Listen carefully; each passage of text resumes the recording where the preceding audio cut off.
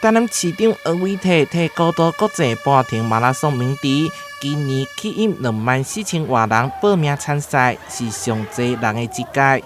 分做21K、10K、5K 三组，其中也搁祭出高雅15万的完赛奖金。这个是已经非常有历史，而且已经有传承传统的这个古都半程马拉松。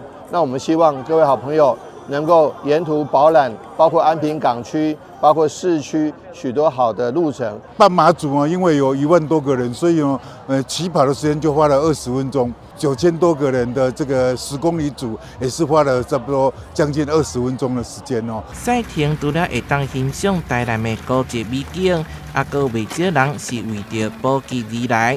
罗比亚者伫17.5K 林平洋公园边仔摆搭，有几只的烘鸡肉，也搁有猪脚。这摆也搁他给这次限量的龙虾。听说有龙虾，但是好像听我朋友说那是21K 的东西耶，好失望哦。好吃，韩剧不要了啦，吃补给最重要。我看有吃炸鱿鱼，然后刚刚有小鸡腿，然后等一下要吃烤鸡。我们今天2点出门，没有计成本。以选手快乐、大家开心为原则。另外，伫花园头前有虾饼、冰淇淋，同款真受欢迎。多样的特色美食，让这场半程马拉松成为南台湾指标性的路跑赛事。台南新闻社会采访报道。